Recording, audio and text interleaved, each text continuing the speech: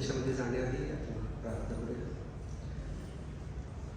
हे माझ्या स्वर्गातील जिवंत पवित्र देव, तुझा आभार मानतो, तुझी स्तुती करतो देवा. तुझ्या मंदिरामध्ये, तुझ्या पवित्र स्थानामध्ये देवा तुझं वचन घेऊन देवा त्यावर मनन करण्यासाठी देवा तू संधी दिलीस याबद्दल तुझा आभार मानतो. मी माझा जीवात्मा शरीर तुझ्या स्वाधीन करतो देवा. माझ्या बुद्धीप्रमाणे नव्हे, माझ्या ज्ञानाप्रमाणे नव्हे, तर प्रभू तुझ्या आपल्याला जे सुचवलेलं आहे, जे सुचवत आहे ते प्रभू आमच्या प्रत्येकाच्या आध्यात्मिक उन्नतीसाठी तुझ्याकडून जेव्हा सर्व आशीर्वाद प्राप्त होण्याकरता प्रभू ते शब्द ते वचन यावं आम्ही तुझ्या स्वाधीन करतो. ऐकणाऱ्या प्रत्येकाचं अंत्यकरण काढून प्रभू तुझ्या स्वाधीन करतो आणि प्रभू माझा जीवन शरीर तुझ्या स्वाधीन करतो. त्या आम्हा सर्वांच्या द्वारे तुझे गौरव आणि श्रेष्ठ नाव प्राप्त केले होते. बाळासाहेबांचं मी येशू ख्रिस्ताच्या नावात मनापासून आभार मानतोय. त्यांनी देण्याची संधी दिली आणि सर्व पास्टर करायचं. आजचा जो दिवस आहे तो सर्व आज मोस्टली मिडल ईस्टमध्ये आज सुट्टीचा दिवस असल्यामुळं पाम फ्रायडे म्हणला साजरा केला जातो. पण मला वाटतं सगळे जन्म संडेलाच साजरा केला जातो.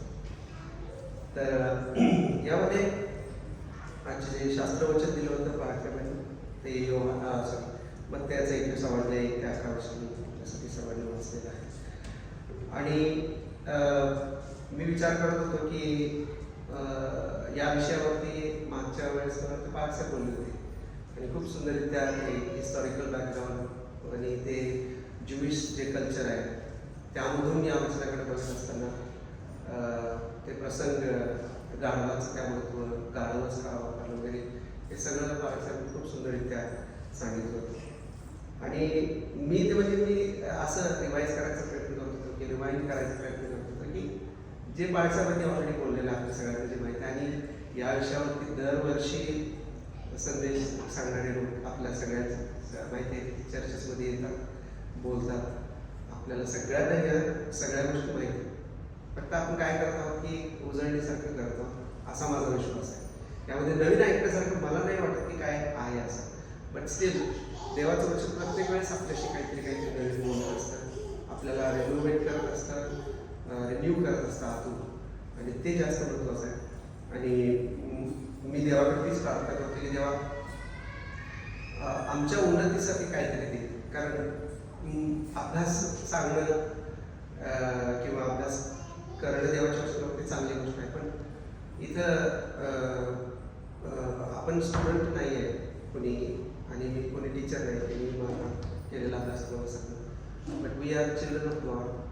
We are here to strengthen our relationship with God. देवाबरोबर आपलं नातं अजून स्थिर आणि स्ट्रॉंग अजून कसं करता येईल यासाठी देवबापाच्या वचन आपण रोज रोज वाचावं आणि त्यातून मनन करावं आणि मंदिरामध्ये देखील आपल्याला त्याचा लाभ व्हावा ही देवाची इच्छा आहे. आता मी वाचत असताना माझ्या डोक्यात एक प्रश्न आला की इस्रायल लोकांना त्यावेळेस राजाची गरज होती का? तेव्हा राजा नव्हता का? माझ्या डोक्यापुढे डोळ्यापुढे एक असा फ्लॅश येऊन गेला, असं एक चित्र डोळ्यापुढे येऊन गेलं. येशू ख्रिस्त जेव्हा जन्मला तेव्हा त्याला राजा होता. यहुद्यांचा राजा जन्मला तो कुठे आहे? मागे लोक शोधण्यासाठी आहे. आणि तेव्हा हेरोद होता, तो त्या हेरोदाचा बाप होता जो अंतिपास होता. येशू ख्रिस्त मारत्या वेळी तो हेरोद द ग्रेट होता. आणि त्यावेळेस त्याला राग आला आणि त्याने कत्तल केली सगळ्या लेकरांना 2 वर्षाच्या आतला मारलं. कारण एका वेळेस 2 राजे कसं काय असू शकतात. त्यानंतर येशू ख्रिस्त यावेळेस जेव्हा एंट्री केला तेव्हा देखील हेरोद नावाचा अंतिपास जो होता ज्याचं राज्य ज्याचं कार्यभार जो होता तो नासरेतातला होता, शमरोनातला जो भाग होता तिकडे त्याचं कव्हरेज होतं, ज्या ठिकाणी त्याचं जबाबदारी होती आणि तो होता. आणि त्याला देखील त्यावेळेस राग आला असताना डेफिनेटली.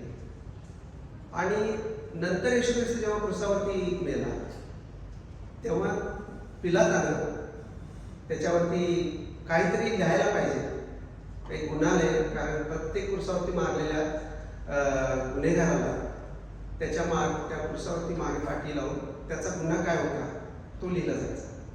आणि त्याचा गुन्हा म्हणून आपण सर्वजण बघतो. मागच्या वेळेस मला पाळसाहेबांनी खूप सुंदररित्या त्याचं एक्सप्लेनेशन केलं होतं. INRI ते लिहून घेतलं मी. मला जास्त म्हणायला तर असा प्रॉब्लेम येत होता म्हणून. येसूस नाझरेनस रेक्स युदेओरम, म्हणजे जीसस येशू नाझरेतकर येशू यहुद्यांचा राजा. हा त्याचा गुन्हा म्हणून तिथं लिहिलं. हा त्याचा गुन्हा होता का? नव्हता. पण यहुदी लोकांनी, म्हणजे जे धर्मपुढारी होते, त्यांनी ते काढायचा प्रयत्न केला. कारण तो आम्ही त्याला राजा म्हणून मान्य केलेलं नाही, तुम्ही ते कसं काय लिहिलं? पिलात म्हणाला, आता सध्या मी तुमचा राजा आहे किंवा माझ्या अंडर तुम्ही आहात. मी जे लिहिलंय ते लिहिलंय. ते देवाचं वचन सत्य ठरावं, खरं व्हावं म्हणून देवाने ते लिहून घेतलं त्याच्याकडून, ते तिथं लावलं. कारण आज पण जगभरात यहुद्यांनी किती जरी म्हटलं, इस्रायल लोकांनी किती जरी म्हटलं की येशू आमचा राजा नाही, तर इतिहास ओरडून ओरडून सांगतोय की तो तुमचा राजा आहे. आणि तो राजा जेव्हा येत होता तेव्हा आपण तो शास्त्र वाचला की यरूशलेम प्रवेश करण्याआधी त्याने सांगितलं आपल्या शिष्यांना की जाऊन तुम्ही जाऊन एक शिंगूर आणा, अशा ठिकाणी बांधलेलं असेल, त्याला सोडून वगैरे त्याच्यावर तो बसला. आणि मग राजा जेव्हा नगरात प्रवेश करतो तेव्हा तो गाडीवर बसतो का किंवा गाडवाच्या ह्याच्यावर बसतो का? त्याचं बाळासाहेबांनी सांगितलं होतं की राजा जेव्हा मंदिराला जातो तेव्हा तो घोड्यावर बसता, गाडवावर बसतो. तो स्वतःला नम्र करतो. देवासमोर जात असताना तो स्वतःला नम्र करून जातो आणि मग तो जातो. त्यावेळेस लोकांच्या पण लक्षात येतं की राजा तो मंदिराला चाललेला आहे. राजा मंदिराला चाललेला आहे, उपासनेसाठी चालला असेल, काहीतरी कारण भक्तीसाठी चाललेला आहे, राजा मंदिराला चाललेला आहे. या ठिकाणी येशू ख्रिस्त मंदिरात जाण्यासाठी म्हणून निघाला नव्हता. तो नगरात प्रवेश करत होता. नगरात प्रवेश करत असताना तो घोड्यावर बसला, गाढवाच्या शिंगरावर बसला आणि तो येत होता. आणि हे आश्चर्यकारक, म्हणजे त्यांना प्रश्न पडायला पाहिजे होता लोकांना, अरे हा राजा येतोय खरा, पण हा गाढवावर का बसलाय? हा तर घोड्यावरती बसून यायला पाहिजे होता. आणि मग कुणालाही तो प्रश्न पडला नाही, कारण देवानं जसं सांगून ठेवलेलं आहे की त्या लोकांची बुद्धी त्यावेळेस देवाने बंद करून ठेवली होती. काही सगळ्या गोष्टी उघड होणार नव्हत्या, कारण त्यानंतर पवित्रात्म्याकडे त्याची वेळ होती तेव्हा ते उघड होणं गरजेचं होतं. म्हणून त्यावेळेस त्यांना ते कळून आलं. आणि मग हा आला राजा, त्याचं त्यांनी स्वागत केलं. त्याच्या पायगड्या, म्हणजे अंगातील वस्त्र वगैरे काढून पायगड्या टाकल्या, झावल्या घेऊन त्याचं स्वागत केलं. आणि मला एक चित्र असं वेळापुढे दिसलं की येशू ख्रिस्त राजा म्हणून प्रवेश केलेला आहे. जे देवानं विधी लिखित होतं की मी जो इथे या ठिकाणी हे अशासाठी झालं की संदेशाच्या द्वारे जे सांगितलं होतं ते पूर्ण व्हावं, म्हणून ते झाले की सियोनाच्या कन्येला सांगा, पहा तुझा राजा तुझ्याकडे येत आहे, तो सौम्य आहे म्हणून तो गाढवावर, म्हणजे गाढवाच्या शिंगरावर बसलेला आहे. तो त्याने स्वतःला सौम्य केलेला आहे, म्हणजे नम्र केलेला आहे, म्हणून तो त्याचं चिन्ह म्हणून गाढवावरती बसून तो एक साईन दिलं होतं त्या लोकांना की देव जो राजा आहे तो येत असताना स्वतःला नम्र करून आलेला आहे. प्रियानो, देव येशू ख्रिस्तचं पहिलं जे येणं होतं ते तारण करण्यासाठी होतं. तो तारणार म्हणून आला. फिलिपाईकराच्या पत्रामध्ये त्यानं देवाबरोबरच असणं हा लाभ मानला नाही, तर त्यानं मनुष्य म्हणून जन्माला घेऊन स्वतःला रिक्त केलं, नम्र केलं आणि तो त्यानं सेवक म्हणून आला आणि त्यानं क्रुसावरचं मरण ते क्रुसावरचं मरण सहन केलं असं म्हणते. म्हणजे देवानं, येशू ख्रिस्तानं देवाबरोबरीच असणं हा लाभ मानला नाही, तर स्वतःला नम्र केलं.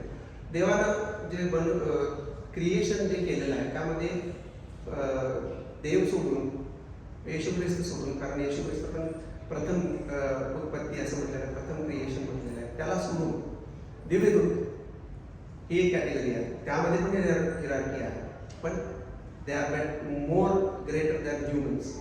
मग ह्युमन्स येतात, मग त्यानंतर मला मागच्या वेळेस बाळासाहेबांनी हे सांगितलं होतं की मग त्यानंतर जनावरांचा भाग येतो, त्यानंतर मग बर्ड्स असतील किंवा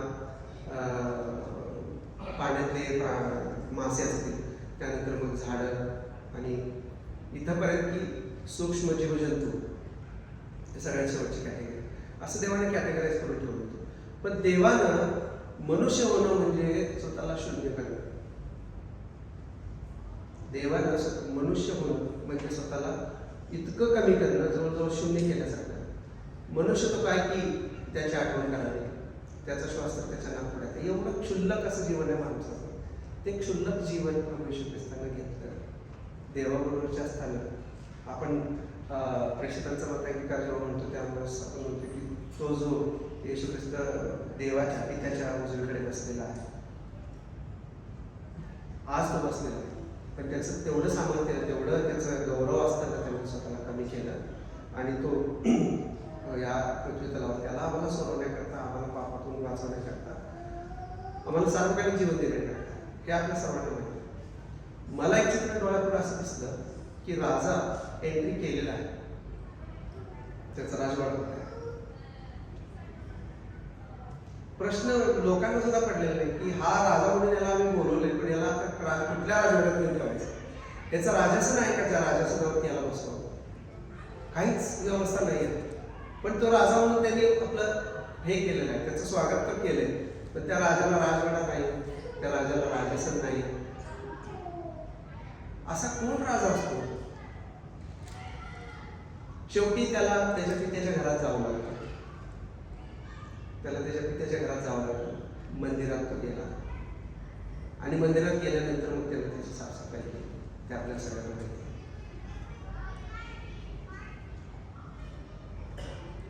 एवढा इस्करियोत एकटाच असा व्यक्ती होता त्या 12 शिष्यांमध्ये जो ओपनली येशू ख्रिस्ताला राजा करण्याचा प्रयत्न करत होता.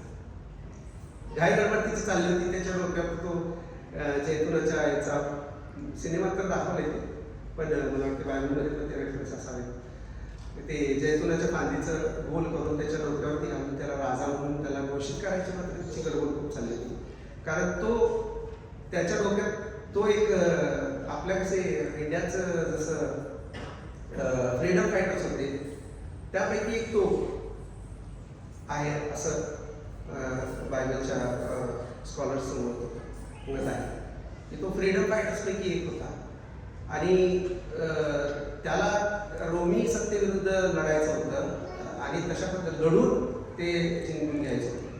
म्हणून तो नेहमी येशू ख्रिस्ताला राजा करण्याचा प्रयत्न करत होता. सगळा खजिना त्याच्याकडे होता, पैशाचा सगळा निर्वाह करत होता.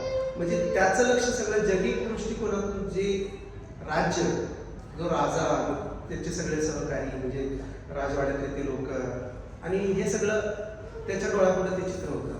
बाकीच्या शिष्यांना काय चाललंय खरंच काय कळत नव्हतं. पेत्रासारखा माणूस मासे धरणारा त्याला काय माहिती होतं.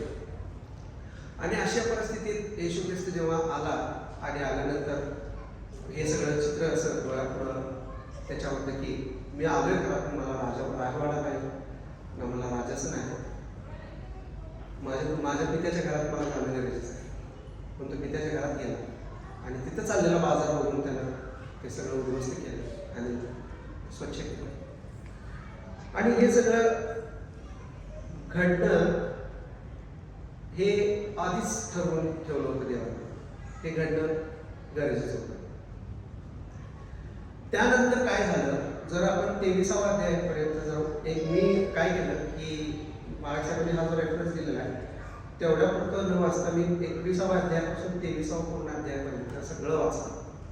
आणि त्यामध्ये येशू ख्रिस्ताचा आणि तिथल्या शास्त्री पुरुषांचा इतका वाद वेगवेगळ्या गोष्टींवरती झालेला आहे. ते जर आपण वाचलं ना, त्या फ्लोमध्ये वाचा, त्या फ्लोमध्ये जा की त्यामध्ये जो वादविवाद जो चालला ना, आपण समाजात राहणारे लोक भांडण चाललेलं असतं, वादविवाद चाललेलं असतं, आपल्याला माहीत असतं तिकडून समोरून कोण काय बोलतं, आपण कसे बोलतो, प्रत्युत्तर उत्तर प्रत्युत्तर कसं असतं त्या त्या टोनमध्ये तुम्ही वाचून बघा ते.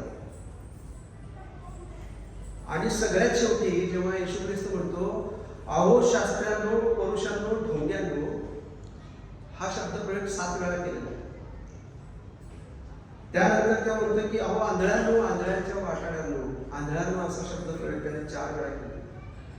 त्यानंतर तो त्यांना म्हणतो अहो मूर्खांनो, तोंडावर त्यांच्या 2 वेळा मूर्खांनो त्यांना म्हणतो. असं म्हटल्यानंतर धर्मपुढारी सगळा देश त्यांच्या शब्दाच्या बाहेर नाही.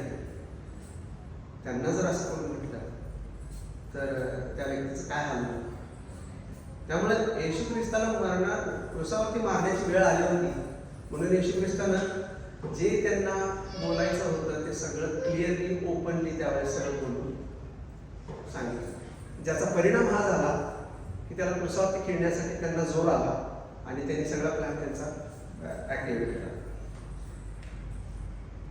आणि मग 23व्या अध्यायामध्ये आपण जेव्हा वाचलं की 39वं वचन, मी तुम्हाला सांगतो आतापासून प्रभूच्या नावाने येणारा तो धन्यवाद देईल, असे तुम्ही म्हणाल तोपर्यंत मी तुमच्या दृष्टीस पडणारच नाही. आता मला प्रश्न हा पडला, आता थोड्या वेळापूर्वी सगळ्या नगरातल्या लोकांनी येशू ख्रिस्ताचं स्वागत केले, होसन्ना होसन्ना प्रभूच्या नावाने, पित्याच्या नावाने येणारा धन्यवाद देत असतो तो येशू, त्याला आम्ही स्वागत केले. आणि हाच येशू पुढे जाऊन म्हणतोय की मी तुम्हाला सांगतो आतापासून प्रभूच्या नावाने येणारा तो धन्यवाद देईल, असं तुम्ही म्हणाल तोपर्यंत मी तुमच्या दृष्टीस पडणारच नाही. म्हणजे परत एकदा म्हणायची गरज आहे का त्यांना? यामध्ये फरक काय आहे की पहिल्यांदा म्हटलं धन्यवाद देत असो, या म्हणण्यामध्ये काय फरक आहे हे जेव्हा मी विचार करायचा प्रयत्न केला की या दोन्हीमधला फरक काय, तेव्हा मला दानिएलचं 9 अध्याय आणि 20 ते 26 वचन आपण वाचली ते मला देवाला. त्यामध्ये असं सांगितलेलं आहे की 24व्या वचनापासून आज्ञाभंगाची समाप्ती व्हावी, पातकांचा अंत करावा, अधर्माबद्दल प्रायश्चित्त करावे, सनातन नीतिमत्ता उदयास आणावी, दृष्टांत व संदेश मुद्रित करावे आणि जो परमपवित्र त्याला अभिषेक करावा. हे घडून येण्यासाठी तुझे लोक व तुझे पवित्र नगर यासमोर नदे 70 सप्तके ठरले आहेत.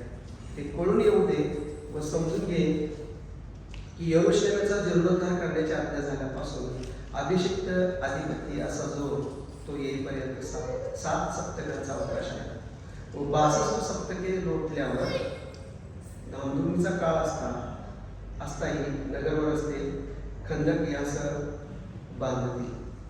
62 सप्तके संपल्यावर अभिषिक्ताचा बदल होईल. या ठिकाणी जे दानिएल या 40 दिवसाच्या या उपवासांमध्ये ना एक विशेष गोष्ट माझ्या ऐकण्यात आली. माझ्या ड्युटीवरती एक सिस्टर आहे कॅथलिक, त्यांनी आम्हाला सांगितलं की आम्ही जास्त करून उपवास तर करतोच, पण विशेष उपवास जो दानिएलाने केला तो उपवास आम्ही करायचा करतो. म्हणजे कसं तर आम्ही मटण वगैरे काय खात नाही. हा जो इन्सिडेंट आहे जेव्हा गॅब्रिएल देवदूताने येऊन जेव्हा सांगितलं तेव्हा दानिएल 21 दिवस उपवास होते, 3 आठवड्याचा उपवास त्याने केला होता. आणि त्या दिवसात असं लिहिलं की त्याने मिष्टान्न सगळं सोडून दिलं होतं, फक्त शाकाहारी म्हणजे शाकाहारी पूजन होतं. म्हणजे स्वतःचं एंटरटेनमेंट कसलंही करत नव्हता. ह्याच्या मागचा त्याचा उद्देश काय होता? जेवण नव्हतं. बाबेलामध्ये आमचे लोक देवा 70 वर्ष झाली, इर्मयाला तो सांगून ठेवलं होतं 70 वर्षानंतर आमचा तू आम्हाला परत पाठवणार आहेस. आता 70 वर्ष जवळजवळ पूर्ण झाली आणि तेव्हा अजून काही घडलेलं नाही. मला या लोकांचं, माझ्या इस्रायल लोकांचं पुनर्वसन आणि यरूशलेम पुन्हा बांधलं जावं, देवाचं मंदिर परत उभारलं जावं, देवाचं गौरव त्या ठिकाणी मला पुन्हा पाहता यावं, यासाठी मी व्याकुळ आहे देवा. आणि ही प्रार्थना करत असताना, हे उपवास करत असताना एक विशेष गोष्ट त्याने लिहिलेली आहे. तो म्हणतो की मी बोलत व प्रार्थना करीत असता माझे पाप व माझे लोक इस्रायल यांचे पाप कबूल करीत असतात. मध्यस्थी करणारा व्यक्ती बऱ्याचदा असं होतं की मला असं वाटतं की मी परफेक्ट आहे आणि मी प्रार्थना इतरांसाठी करू शकतो, असं देवाचं वचन तर सांगत नाही. मला माझ्यासाठी सुद्धा मध्यस्थी करणे गरजेचं आहे. आणि मी इतरांना मध्यस्थी करणं गरजेचं आहे. आणि ह्या सेन्समध्ये जर आपण नेहमीच प्रार्थना ऐकली तर नेहमीच सुद्धा हेच शब्द आहे, तेव्हा मी आणि माझ्या पूर्वजांनी जे पाप केलं त्याच्याबद्दल मी पश्चाताप करतो. आणि या ठिकाणी दानिएल अशा प्रकारे प्रार्थना करून रडत असताना देवाचा देवदूत गॅब्रिएल त्या ठिकाणी उतरला आणि त्याने सांगितलं, देवानं त्यावेळेच्या गोष्टीबद्दल त्याला सगळं सांगितलं नाही. ते तर ऑलरेडी घडणारच आहे, कारण इर्मियाला सांगून ठेवलं होतं. आता मी तुला जे सांगायला आलोय ते युगाच्या शेवटाचं सांगायला आलोय, कारण तुझं अंतःकरण सगळं देवाच्या गौरवासाठी, स्वतःच्या तारणासाठी आणि तुझ्या अवतीभोवती असलेल्या तुझ्या देशाच्या लोकांच्या तारणासाठी, त्यांच्या उद्धारासाठी तू रडतोयस, तू प्रार्थना करतोयस. ही तुझी मध्यस्थी मला जास्त आवडली. तो जो व्यक्ती आहे त्यानं पर्सनल लाईफ काही जगलेलं नाही, त्याच्या बायका मुलांचं कुठेही वर्णन आलेलं नाही. त्यानं सगळं आयुष्य देवाने जे काम करायला सांगितलं ते काम, राजवाड्यात जे काम दिलं होतं ते काम केले आणि आयुष्यभर देवाची सेवा केली. आणि त्या उद्धाराची, बाबिलोनातून आपल्या लोकांची सुटका व्हावी यासाठी त्यांना आपलं आयुष्य, अख्खं आयुष्य प्रार्थनेमध्ये घालवलं. नित्याची प्रार्थना त्याची कधी बंद झाली नाही. 3 वेळा तो प्रार्थना करायचा, ज्याचं कॉपी इथल्या लोकांनी केलेली आहे ते 5 वेळा करतात प्रार्थना. आणि त्यावेळेस देवाने एक गोष्ट सांगितली की तुझ्या लोकांसाठी तुझं जे पवित्र नगर आहे यरूशलेम, याच्या संदर्भात देवानं जे प्लॅन केलेलं आहे त्यामध्ये 70 सप्तकांचा अवधी दिलेला आहे. आणि त्यामध्ये पहिली जी 7 सप्तकं आहेत ती 7 सप्तकं जेव्हा यरूशलेम मंदिराचं बांधण्याचं जेव्हा फरमान निघेल तेव्हा, आता जर हा एक छोटासा बायबल स्टडीचा भाग आहे, जास्त वेळ नाही आहे मला, तरी पण मी थोडंसं हे करेन की जे नेहमीचं पुस्तक आहे ते सिक्वेन्स प्रमाणे खरं तर पुढं असायला पाहिजे होतं दानिएलच्या नंतर, कारण मेदी पारशी या राजांच्या काळात तो होता नेहमी. आणि मेदी पारशीचं जे राज्य होतं ते त्याच्या आधी नबुकदनेस्सरचं राज्य होतं, म्हणजे बाबेलचं राज्य होतं, ज्यामध्ये दानिएल होता. बरोबर. तर आपण जेव्हा नेहमीचं पुस्तक वाचतो त्यात एक डिक्री लिहून दिली होती, मंदिर परत बांधण्यासाठी परमिशन दिली होती आणि सगळं सामान त्याला देण्याची फरमान काढलं होतं. आणि ती डिग्री दिल्यापासून ते मंदिर बांधेपर्यंतचा जो काळ आहे ना ते 7x7 49 वर्षांचा काळ, 49 वर्ष त्याला लागले. ते मंदिर बांधल्यापासून ते येशू ख्रिस्ताला क्रूसावरती खिळेपर्यंतचा काळ जो होता तो जवळजवळ 62 सप्तके ज्याला म्हणतात इतका काळ आहे. आता ती 7 सप्तके जे इयर्समध्ये जर काउंट केलं तर ते 49 वर्ष होतं. आपण सप्तकांचं हे धरूया सोप्या ह्याच्यासाठी.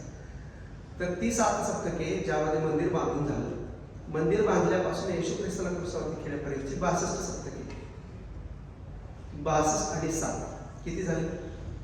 69 सप्तके पूर्ण झाली. आणि जेव्हा येशू ख्रिस्त या ठिकाणी मंदिरात यरूशलेमाबद्दल जेव्हा उद्गार काढतो, म्हणतो यरूशलेम यरूशलेमे संदेशांचा घात करणारे, तुला कवटाळावं असं कितीदा तरी माझ्या मनात आलं, तुमची इच्छा नव्हती. त्या दिवशी ती 69 वर्ष पूर्ण झाली. आणि त्यानंतर येशू ख्रिस्ताला क्रूसावरती मारलं. कारण इथं असलेलं आहे की त्यावेळेस मसीहा 62 सप्तके संपल्यावर अभिषेकाचा वध होईल, म्हणजे मसीहाचा वध होईल. आणि त्यावेळेस येशू ख्रिस्ताचा मग राहिलं कुठलं? 1 सप्तक राहिलं. एका सप्तकामध्ये किती दिवस असतात?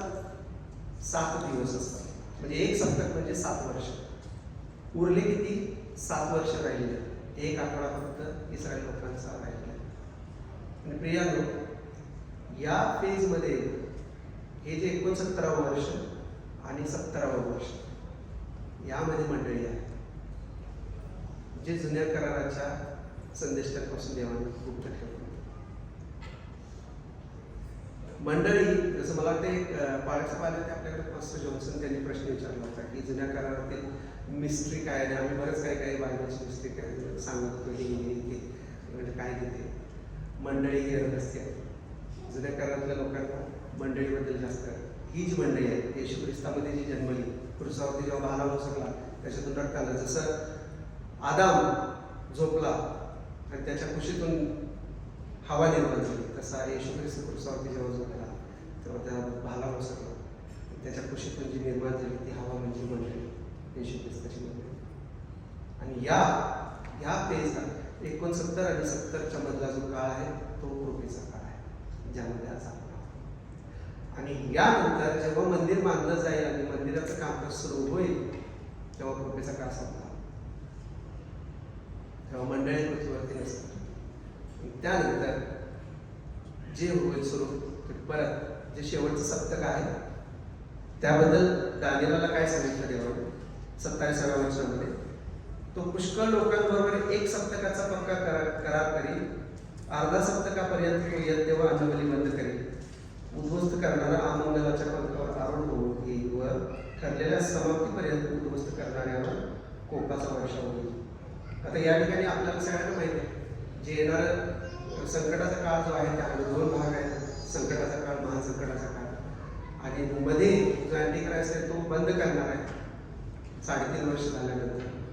आणि मग पुढचे 3.5 वर्ष यहुदी लोकांचं जे येशू ख्रिस्ताला स्वीकार केला त्यांचा छळ होणार आणि मग प्रवेश ख्रिस्ता. आता मी परत 23व्या अध्यायामध्ये जातो की होसाना होसाना आधी एकदा म्हटलं होतं, आता जे होसाना हेच लोक जेव्हा परत येशू ख्रिस्ताला खऱ्या अर्थानं ओळखतील की जो आला होता तोच आमचा तारणारा होता, त्याला मी होसाना होसाना तेव्हा म्हटलं नाही. होसाना होसाना या शब्दाचा अर्थ काय आहे की देवा आम्हाला तार, आम्हाला वाचव, आत्ताच आम्हाला वाचव, आम्ही अशा अवस्थेत आहोत की आम्हाला वाचव. आणि देवाने त्यांच्यावरती अशी परिस्थिती निर्माण केली करणार आहे की ज्यावेळेस त्या इस्रायल लोकांना त्यावेळेस सगळे 12च्या 12 वंश असतील, बरोबर, सगळे 12 वंश एकत्र असणार आणि सगळे मिळून त्या येशू ख्रिस्ताला म्हणतील होसाना होसाना, हे प्रभू आमच्या तारणारे ये आम्हाला वाचव, कारण आम्हाला आता हे लोक फाडून खातील. आणि त्यावेळेस येशू ख्रिस्त येऊन त्यांना त्यावेळेस येणार, तो कशावरती येणार, घोड्यावरती बसवलं. प्रगटीकांच्या पुस्तकामध्ये आपण वाचलेलं आहे, त्यावेळेस तो घोड्यावरती येऊन त्यांना वाचवणार आहे.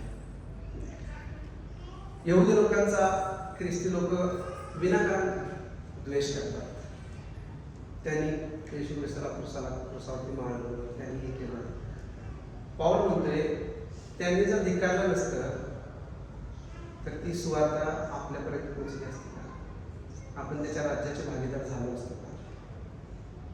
त्यामुळे त्यांचा तिरस्कार करण्यात तुमचा काही फायदा नाही, त्यांच्यासाठी प्रार्थना करणे गरजेचं आहे. जो ख्रिस्त मला मिळालेला तो ख्रिस्त त्यांना पण मिळावा. आज लाखो यहुदी लोकांनी ख्रिस्ताला स्वीकारलेला, जे पहिले प्रेषित होते ते सगळे यहुदी होते, जे माडीवरच्या खोलीत होते ते सगळे यहुदी होते आणि त्यांनी सुवार्ता सगळ्या जगाला सांगितली. यहुद्यांच्या जीवनामध्ये काय असं नवीन काहीतरी घडते असं नाही, पण जाणून बुजून काही लोकांनी ते आज बऱ्याचदा आपण ते व्हिडिओज वगैरे बघतो तर काही यहुदी लोकांना विचारला प्रश्न की यशिया 53 वाचलं आपल्याला, तर ते म्हणतात हे कुणाबद्दल लिहिले आम्हाला माहित नाही. ते विचारतात की हे कधी तुमच्या वाचनात आलंय का, तर नाही म्हणे हे कधी नाही वाचलं, आम्हाला कुणी कधी शिकवलं पण नाही. मग ते म्हणतात की यशियाचा 53वा अध्याय आहे, त्यामध्ये तुमच्या जुन्या करारामध्ये जे फक्त तुम्ही जुन्या कराराचा धरून बसलेला त्यामध्ये हे लिहिलेलं आहे, त्याच्याबद्दल येशू ख्रिस्ताबद्दल जे लिहिलं होतं ते ऑलरेडी, पण तुम्हाला ते सांगितलं गेलं नाही, हा तो वेगळा भाग आहे, पण तो तुमचा धारणार आहे. आणि अशा पद्धतीनं होसाना होसाना येणाऱ्या दिवसात पण त्यावेळेस आपण कुठं असणार आहोत, येशू ख्रिस्ताबरोबर येणार आहोत मंडळी. त्याच्या मागं त्याची शिस्त जसे होते तसं आपण त्याच्याबरोबर असणार आहोत. आणि पृथ्वी तलावरती इस्रायल लोक येशू ख्रिस्ताची आठवण करतील आणि त्यावेळेस तो येईल. आता हे सगळं आपण एक अभ्यासाचा भाग, माहितीचा भाग, हे सगळं आपण बघितलं. 5 मिनिटे बरोबर 7 वाजलेले. या गोष्टीचा आमच्या आध्यात्मिक जीवनाशी काही संबंध आहे का? What is the significance without spiritual life? आम्हाला म्हणजे हा सगळा अभ्यासाचा भाग झाला, अभ्यास झाला, वाचन झालं, सगळी माहिती झाली, सगळं येऊन कल्चर आम्हाला माहीत झालं, सगळं झालं. मग व्हॉट इज द सिग्निफिकन्स? माझ्याशी देव काय करते? प्रियानो, जेव्हा देव येशू राजा म्हणून येतो तेव्हा तो गाढवाच्या शिखरावरती बसून येतो. तो नम्र म्हणून आमच्याकडे येतो. मी तुमचं तारदार आहे म्हणून तुमच्याकडे माझ्याकडे येतो. तेव्हा मी त्याचं स्वागत करतो. आणि जर मी त्याला तसाच गाढवावरती बसून ठेवत असेल तर माझ्यासारखा गाढव कोण नाही. कारण त्याला मी अजून घोड्यावर बसवत नाही, त्याला तो मान देत नाही. बायबल सांगते स्तोत्रांमध्ये तो जो पवित्र सिंहासनावर बसलेला आहे त्याला त्याचा मान द्या, त्याला त्याचा सन्मान द्या. माझ्या जीवनात जेव्हा प्रभू येशू ख्रिस्त येतो तेव्हा मी नेहमी हीच प्रार्थना करतो, देवा तू दयाळू आहेस, तू कृपाळू आहेस, तू क्षमा करणार आहेस, तू अमका आहेस, तमका आहेस. आणि मी मात्र तसाच आहे, मी तशीच आहे. माझ्यामध्ये काय फरक पडत नाही, पण तू मात्र क्षमा करायचं, कारण तू क्षमा करण्यासाठी आहेस. त्या ठिकाणी येशू ख्रिस्ताची जी अपेक्षा होती की माझ्यासाठी राजवाडा आहे का? आपण नाताळाच्या दिवसात बऱ्याचदा हा बोलून जातो की येशू जन्मला, गोठ्यात जन्मला, पण तो राजवाड्यात असायला पाहिजे होता. तो गोठा आमचा अंतःकरण आहे, अंतःकरणाचा राजवाडा करूया. त्याला आता गोठ्यात ठेवू नये. त्या गोठ्यात घाण आहे, ती घाण काढणं गरजेचं आहे. आणि राजवाडा करा, त्याच्यामध्ये सिंहासन तयार करा आणि त्यावरती येशू ख्रिस्ताला बसवा. त्याला राज्य करू द्या, त्याला ऑर्डर सोडू द्या की तू हे कर, तू ते कर. मला हे तू केलेलं आवडत नाही, तू थांबव हे करायचं. मला तू बोललेलं आवडत नाही, तू बोलवायचं थांब. त्याच्या अधीन आहोत का आम्ही? तो राजा खरंच आमचा आहे का त्याला आम्ही घर कामगार करून ठेवले? डोकं दुखायला की पॅराडॉलच्या गोळीसारखा आम्ही त्याचा वापर करतो. जेव्हा गरज असेल तेव्हा त्याला अशी ऑर्डर दिली जाते की जोपर्यंत मला गरज पडत नाही तोपर्यंत तू त्या फोटो, तर काय गरजच नाही फोटोची, त्या फोटोत तर बाहेर यायचं नाही. मी बायबलला पण हात लावणार नाही जोपर्यंत मला गरज पडते. प्रियानो, एका देवाच्या सेवकाने बोलताना बोलला की आमच्यावरती जेव्हा काही कठीण प्रसंग येत असतात त्याची जी फ्रिक्वेन्सी असते, त्याची जी म्हणजे त्याची तीव्रता जी असते, त्या तीव्रतेमध्ये जेव्हा सौम्य असतं तेव्हा देव अगदी कानात विस्पर करत असतात. जेव्हा आमच्या जीवनात संकट असतं, अडचणी असतात, तेव्हा तो विस्पर करून आमच्याशी बोलत असतो की माझ्याकडे लक्ष दे, त्यासाठी हे मी तुझ्याकडे पाहतो. जेव्हा तीव्रता त्याची वाढते तेव्हा तो स्पष्ट बोलायला लागतो आपल्याशी. त्यावेळेस आपल्याला माहिती आहे की वचन वाचतो, आपण चर्चमध्ये जातो, संदेश ऐकतो, त्या माध्यमातून देव आपल्याशी बोलत असतो. पण जेव्हा तीव्र संकट येत असतात ना तेव्हा देव ओरडून ओरडून आमच्याशी बोलत असतो. हे मी कशासाठी आणले? तर तू मला ओळखावंस, माझं सामर्थ्य ओळखावंस, मला तू आपल्या अंतःकरणात घ्यावंस. आता हे कसं रिलेट होतंय?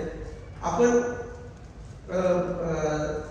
जर इस्रायल लोकांच्या जीवनाशी जर आपण जर हे केलं, रिलेट केली ही गोष्ट, तर आधीच आपण काळ बघा आणि येणाऱ्या दिवसात जे देवाने सांगून ठेवलेलं आहे, प्रॉफेसी करून ठेवलेली आहे की त्यांच्यावरती इतकं आतूनच संकट येईल, तेव्हा ते ओरडून म्हणतील होसाना होसाना आम्हाला वाचवा.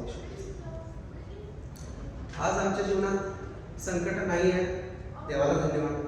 ही चांगली वेळ आहे की आम्ही देवाच्या अधिक जास्त जवळ जाऊ आणि त्याच्या पंखांच्या खाली, जसं तो म्हणतो की कोंबडी जशी पिलांना हे करते, कवटाळते, तसं मला तुम्हाला कवटाळायचं आहे. आपण स्वतःहून गेलेलं बरं आहे. पण जर येणाऱ्या आपल्या जीवनात जर काही अडचणी, संकट आली असतील तर देवाचा आवाज आपल्या कानात पोचते का, कानातून अंतःकरणात जातोय का, आणि मग बुद्धीत येतोय का? कारण कान आणि बुद्धी जवळ आहे. तर देवाचं डायरेक्शन, देवाचा रूट असा आहे, कान, अंतःकरण, मग बुद्धी. इंटेलेक्च्युअल जे हे आहे ते कान आणि बुद्धी. स्पिरिच्युअल इंटेलेक्ट जे आहे, विजडम जे आहे, कान, अंतःकरण आणि मग बुद्धी. तर देव आपल्याशी आज बोलत आहे. आम्ही खरंच आपण कुठल्याही परिस्थितीत असा, आनंदात असा, अडचणीत असा, दुःखात असा, होसाना म्हणणं आम्हाला गरजेचं आहे. आणि रोज आणि रोज आम्हाला त्या तारणाऱ्याची, रोज आणि रोज आम्हाला त्या राजाची, रोज आणि रोज आम्हाला त्या देवाची गरज आहे. आता एक गोष्ट शेवटची बोलतो आणि संपवतो की जे आपण स्तोत्र 24 वाचलं त्यामध्ये असं लिहिलेलं आहे की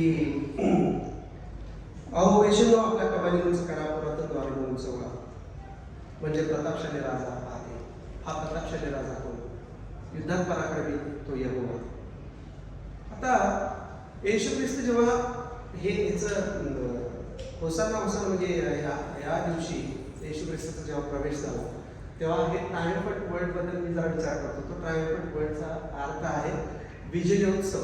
म्हणजे विजय मिळून आल्यानंतर एखाद्या युद्धावरती युद्ध जिंकून जेव्हा परत राजा येतो तेव्हा त्याची ती ट्रायम्फंट येते असते. बरोबर.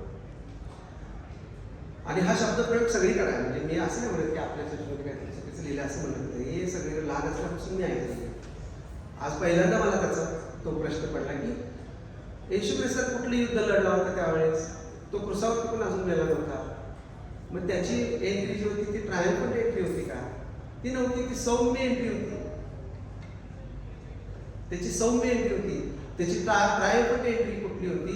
ज्यावेळेस मरणातून तो उठला तेव्हा त्या मरणाचे जे अधोलोकाचे जे दरवाजे होते, जो आत गेलेला माणूस कधीच बाहेर येत नव्हता म्हणून तो बंद असायचा. त्या वेशींना देवाला म्हटलं की अहो वेशीनो दार उघडा, आपल्या कमानी उंच करा, कारण तो राजा जो मरणावर विजय झालेला आहे तो आता बाहेर आला. दोनदा असं लिहिलेलं आहे. आणि त्यानंतर येशू ख्रिस्त जेव्हा त्याच्या शिष्यांना भेटला तेव्हा स्वर्गाचं जे सुखलोकाचं जे दार होतं ते बंद होतं. ते दार पहिल्यांदा उघडलं.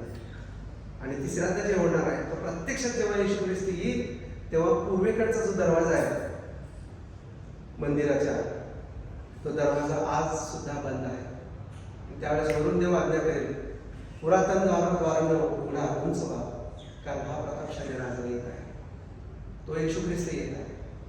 आमची जी पुरातन अंतःकरणं जी आहे जी बंद आहेत, आम्ही बऱ्याचदा म्हणतो, म्हणजे ऑनेस्टली स्पीकिंग आम्ही प्रार्थना करतो, ख्रिस्ती लोक आहोत. बऱ्याचदा आम्ही प्रार्थनेमध्ये देवा आम्ही तुझ्यासाठी दार उघडतो, तुझं स्वागत करतो, तू आमच्या अंतःकरणामध्ये राहा वगैरे बोलतो. पण यांना बोलणं आणि करण्यामध्ये फरक आहे. मी जर आशिषला म्हटलं, आशिष मी तुला 10,000 रुपये 10,000 रियाल देतो, आशिषला खूप आनंद होईल की अरे वा, प्रवीण जर 10,000 रियाल देतो, तुला दिले 10,000 रुपये, अरे वा, म्हणजे फिक्सच झालं. त्या म्हटलं काय मी कधी बोललो होतो? मग आशिष काय म्हणतो, काय बाबा तोंड घेऊन बोलला आणि दिला पण नाही. आम्ही येशू ख्रिस्ताला अक्षरशः गंडवतो, तो आमचा राजा, तू मेरा राजा, तू मेरा. पण त्याचा अधिकार काहीच आमच्यावर चालला नाही. आम्ही त्याला कसलाच अधिकार दिला नाही.